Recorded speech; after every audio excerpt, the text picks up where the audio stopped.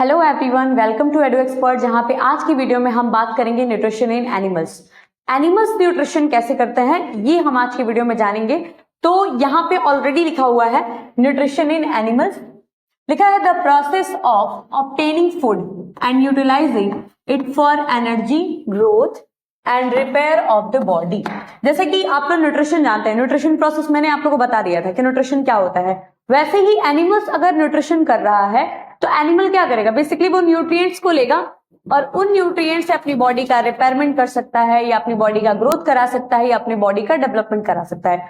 तो बेसिकली उनकी बॉडी में जो एनर्जी मिल रही है, जो उनका ग्रोथ हो रहा है या जो उनका रिपेयरमेंट हो रहा है, उसके पीछे जो मेन प्रोसेस है बच्चे, वो मेन प्रोसेस होता है न्यूट्रिशन। ठीक है, तो एनिमल्स अगर न्यूट्रिशन कर रहे हैं बच्चे, तो ये समझ लेंगे कि न्यूट्रिशन अगर एनिमल करेगा तो वो भी वही काम करेगा जो प्लांट कर रहा था। लेकिन एनिमल्स आर हेट्रोट्रॉपिक की बात आप लोग जानते हो, इट डिपेंड्स ऑन ऑटोट्रॉप्स, ये ऑटोट्रॉप पे डिपेंड होते हैं अपने फूड के लिए। इसलिए ये जब भी न्यूट्रिशन करेंगे तो वो दूसरे ऑर्गेनिज्म से न्यूट्रिएंट्स लेंगे, ठीक है, खुद नहीं बना सकते हैं। तो यहाँ पे हमने ये समझा कि न्यूट्रिशन एक ऐसा प्रोसेस है, अगर एनिमल्स पे बात करेंगे तो ये फूड लेते हैं और उसको यूटिलाइज करते हैं एनर्जी के लिए, ग्रोथ के लिए और समटाइम्स बॉडी के रिपेयरमेंट के लिए भी। ठीक है बच्चे, अब ये भी हम जानेंगे कि न्यूट्रिशन जो प्रोसेस है ना, ये कोई ऐसे नहीं सडनली हमारी बॉडी में नहीं हो जाता है। न्यूट्रिशन के कुछ स्टेप्स होते हैं।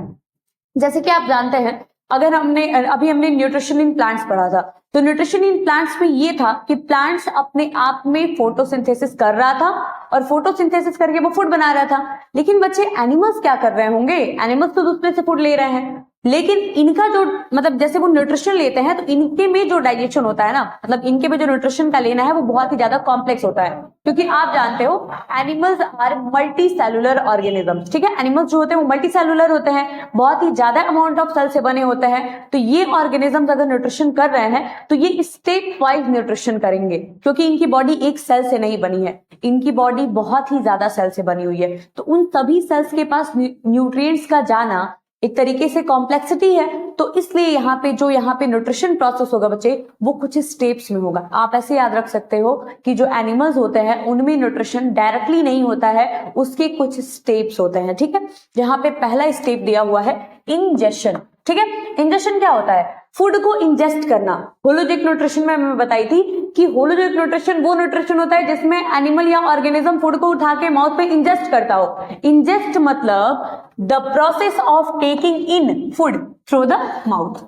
माउथ के द्वारा जो हम फूड अपनी बॉडी में ले रहे हैं, ठीक है, अगर हम कोई भी फूड अपने माउथ में ले रहे हैं तो बेसिकली वो जो प्रोसेस है ना बच्चे, वो है इंजेशन। ठीक है, जब भी आप अपना डिनर करते हो या खाना खाते हो तो बेसिकली आप फूड को उठा के माउथ में लेते हो, तो जो फूड को उठा के माउथ में लेना है ना, वो आपका हो जाएगा यहाँ पे इंजेशन। ठीक, दूसरा बच्चे डाइजेशन। ठीक है, इंजेशन करने के बाद जो प्रोसेस होती है वो होती है डाइजेशन। डाइजेशन आप लोग सुने होंगे, होता है break down of complex food substances into simple absorbed substances. मतलब डाइजेशन क्या है, आप फूड लेते हो तो चावल रोटी जो भी आप खाते हो, तो बेसिकली आप उसे इंजेस्ट करने के बाद आप उसे चीव करते हो। ठीक है, माउथ में चीव करते हो ना, तो बेसिकली जो आपका फूड कॉम्प्लेक्स फॉर्म में था, जो एक सॉलिड फॉर्म में था, उसको एक तरीके से पेस्ट में, सेमी सॉलिड में कन्वर्ट किया जाता है। और उसके बाद वो आगे जैसे ही डाइजेशन कंटिन्यू होगा वो एक पेस्ट के फॉर्म में हो जाएगा, फिर वो लिक्विड इस नेचर का हो जाएगा और फिर वो हमारी बॉडी से एक्सक्रीट हो जाएगा। तो जो फूड है बच्चे वो है सॉलिड फॉर्म में, उस सॉलिड फूड को हम अपनी बॉडी में इंजेस्ट के ले रहे हैं, इंजेक्शन प्रोसेस से ले रहे हैं। उसके बाद वही फूड छोटे छोटे पीसेस में जो टूट रहा है ना, the breakdown of food into simpler substances. Food complex था, उससे वो सिंपल बन रहा है। तो ये जो प्रोसेस है बच्चे, ये है डाइजेशन। ठीक है, डाइजेशन वैसे हमारा माउथ से स्टार्ट होता है। तो जो डाइजेशन प्रोसेस है इसमें कॉम्प्लेक्स फूड का, जो फूड हम बेसिकली ले रहे हैं, उस कॉम्प्लेक्स फूड का सिंपल एब्जॉर्ब सब्सटेंसेस में ब्रेक डाउन होता है, ताकि वो और ही ज्यादा टूट जाए और टूट के हमारी बॉडी के द्वारा एब्जॉर्ब कर लिए जाए। ठीक है, इसलिए उनका ब्रेक डाउन होता है। ठीक है, अब देखो बच्चे, आप जानते होंगे कि डाइजेशन जो होता है वो दो तरीके का होता है। तो डाइजेशन जो होता है ना बच्चे, एक होता है मैकेनिकल डाइजेशन और दूसरा होता है केमिकल डाइजेशन। इसमें डिफरेंस क्या है, मैकेनिकल डाइजेशन हम ऐसे कह सकते हैं कि जो फूड लेके हम फिजिकल डाइजेशन करा रहे हैं, जो हमारी टिथ वर्क कर रही है, जब हम फूड लेते हैं तो फूड को चीव करते हैं ना माउथ में, तो जो हमारी टिथ वर्क कर रही है बेसिकली वो फिजिकल डाइजेशन का काम कर रही है, और वो फिजिकल डाइजेशन को ही हम मैकेनिकल डाइजेशन कह लेते हैं। तो फूड का चीव करना जो है, ये एक तरीके से कह दोगे कि फूड का चीव करना जो है वो मैकेनिकल डाइजेशन है। और केमिकल डाइजेशन क्या होता है? तो जब हम मैकेनिकल डाइजेशन कर रहे होते हैं तो डाइजेशन अकेले नहीं हो जाता। ऐसा नहीं कि फिजिकल डाइजेशन होकर डाइजेशन कंप्लीट है, जब तक केमिकल डाइजेशन वहां पे नहीं आएगा तब तक हमारा डाइजेशन कंप्लीट नहीं होता है। तो जो हम फूड चीव किए हैं ना, जो हम फूड सॉलिड से उसको थोड़ा सा पेस्ट के फॉर्म में कन्वर्ट किए हैं, वहां पे कुछ स्पेशल इंजाइम्स आएंगी, ये इंजाइम्स, और ये इंजाइम्स उसको और भी ज्यादा तोड़ देंगी। मतलब हमारे दांतों ने तो वर्क किया, हमारे कितने स्पेशल वर्क किया, उसका फिजिकल डाइजेशन कराया। कभी कभी ऐसे पूछ देता है कि फिजिकल डाइजेशन कौन सा ऑर्गन कराता है, तो आप ऐसे बोल सकते हो कि फिजिकल डाइजेशन कराने वाला जो ऑर्गन है वो हमारा है तित।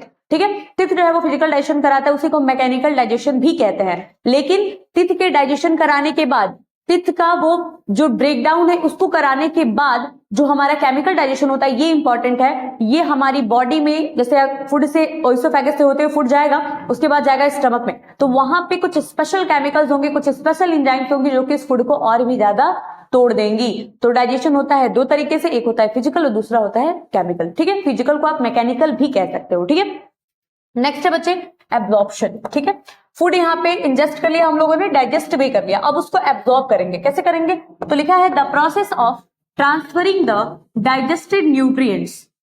ठीक है, digested nutrients into the blood और लिम्फ। ठीक है, ये कह रहा है कि जो एब्जॉर्प्शन जो प्रोसेस है, इसमें जो भी फूड हम लोग डाइजेस्ट करके उसको जो ट्रांसफर किए हैं उसका एब्जॉर्प्शन होता है। मान लो आपने दाल या रोटी जो भी आप खा रहे हो, तो आपने उसको खाया, इंजेस्ट किया, वो आपकी बॉडी में डाइजेस्ट हुआ। डाइजेस्ट होने के बाद जो दाल से प्रोटीन मिला है या जो रोटी से कार्बोहाइड्रेट मिला है, ये आपकी बॉडी को एक एक सेल को मिलना चाहिए। ठीक है, तो जब आपका डाइजेशन कंप्लीट हो जाएगा बच्चे, तो उसके बाद उस डाइजेस्टिव न्यूट्रिएंट का, जो डाइजेशन के बाद जो न्यूट्रिएंट है ना, जो इंपॉर्टेंट प्रोडक्ट होता है फूड का, उसका जो सेल के द्वारा एब्जॉर्प्शन होता है, जब ब्लड में उसको क्या कर लिया जाएगा? एब्जॉर्ब कर लिया जाएगा। ठीक है, तो जैसे मान लो अगर ये कोई ट्यूब है और इधर से कोई फूड पास कर रहा है, तो बेसिकली इनके द्वारा उसको एब्जॉर्ब कर लिया जाएगा और एब्जॉर्ब करके हमारी बॉडी के पास भेज दिया जाएगा। अगर न्यूट्रिएंट्स का एब्जॉर्प्शन नहीं होगा तो फूड लेने का कोई भी मतलब नहीं है। ठीक है, तो एब्जॉर्प्शन इंपॉर्टेंट है। एब्जॉर्प्शन में हम लोग क्या करते हैं, बेसिकली जो भी डाइजेस्टेड न्यूट्रिएंट्स है उनका एब्जॉर्प्शन करा के ब्लड या लिम्फ में भेज देंगे। नेक्स्ट है एसिमिलेशन। अब यहाँ पे एब्जॉर्ब भी हो गया, फूड ले लिया हम लोगों ने, फूड डाइजेस्ट भी हो गया, फूड एब्जॉर्ब भी हो गया, फूड न्यूट्रिएंट एब्जॉर्ब हो गया। लेकिन अब ये एसिमिलेशन प्रोसेस भी जरूरी है। जो न्यूट्रिएंट हम लोग लिए हैं या जो न्यूट्रिएंट एब्जॉर्ब किए गए हैं, वो एक एक बॉडी सेल को मिलना चाहिए।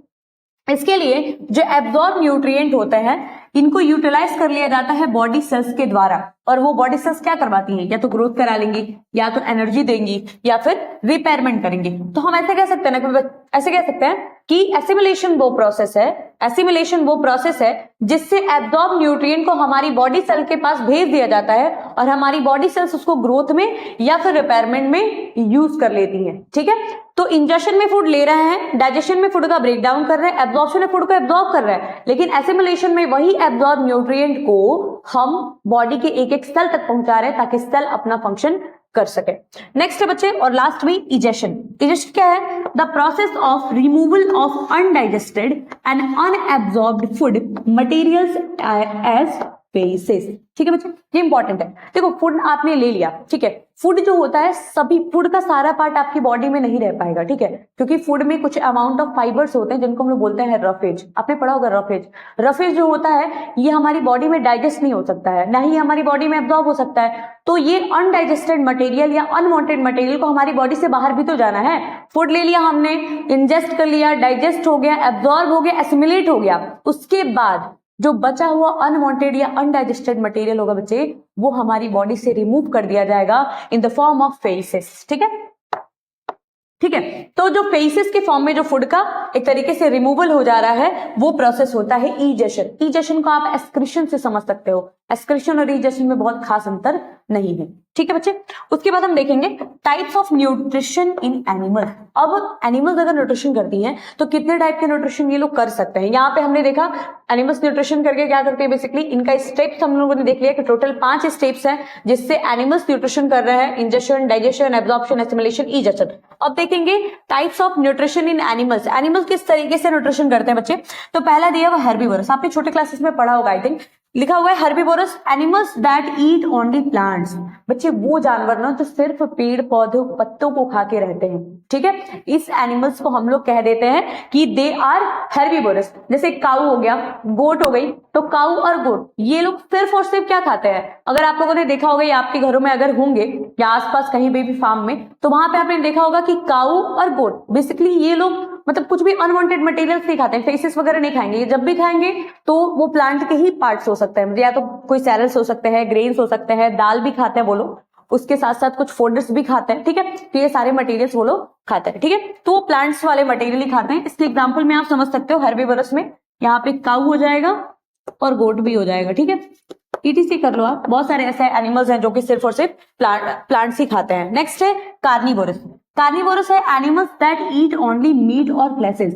बच्चे वो एनिमल्स हैं जो सिर्फ और सिर्फ मीट और फ्लेसेस खाते हैं, जो सिर्फ मांस खाते हैं। ठीक है, इसमें आपका आ जाएगा लॉयन आ जाएगा, ठीक है, टाइगर आ जाएगा। तो लॉयन, टाइगर, वुल्फ ये सब वो ऑर्गेनिजम्स है ना बच्चे जो कि सिर्फ और सिर्फ फेस मतलब मीट ही खाते हैं। ठीक है, वो अनवांटेड मतलब ऐसा नहीं होगा कि वो प्लांट कभी खा लें, प्लांट नहीं खा सकते हैं वो, और अगर अनवांटेड कभी खा भी लेते तो डाइजेस्ट नहीं कर पाएंगे। बेसिकली उनका जो मेन फूड रिसोर्स है वो उन लोगों को मीट फ्लेसेस के फॉर्म में ही मिलता है। ठीक है, तो यहाँ पे हेर्बिवोरस में देखा ये लोग प्लांट खाते हैं, कार्निवोरस वाले एनिमल सिर्फ मीट और फ्लेसेस खाते हैं। ऑम्निवोरस जो होता है ये दोनों खा लेगा। जैसे ह्यूमन बीइंग बेस्ट एग्जांपल है इसका। ह्यूमन बीइंग जो होता है ये एनिमल्स को भी खा लेते हैं, मतलब फ्लेसेस और मीट को भी खाते हैं, उसके साथ साथ प्लांट्स को भी खाते हैं। ठीक है, तो हम लोग बोल सकते हैं बच्चे कि ऑम्निवोरस वो ऑर्गेनिजम्स होते हैं बच्चे जो कि आसानी से प्लांट्स और एनिमल दोनों को खा लेते हैं, इनको कोई भी दिक्कत नहीं होता है। तो ऑम्निवोरस प्लांट्स और animal both, herbivorous only plants and carnivorous fleshes. ठीक है, नेक्स्ट है पैरासाइट्स। पैरासाइट्स क्या होता है animals that feed on other living organisms.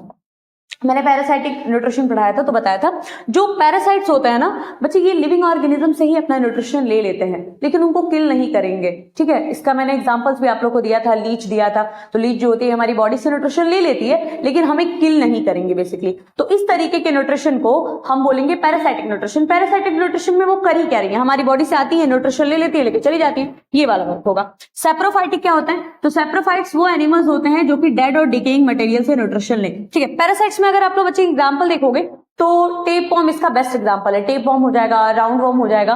तो टेपवर्म, राउंड वर्म, यहां पे मैं लिख दे रही हूं टेपवर्म, राउंड वर्म,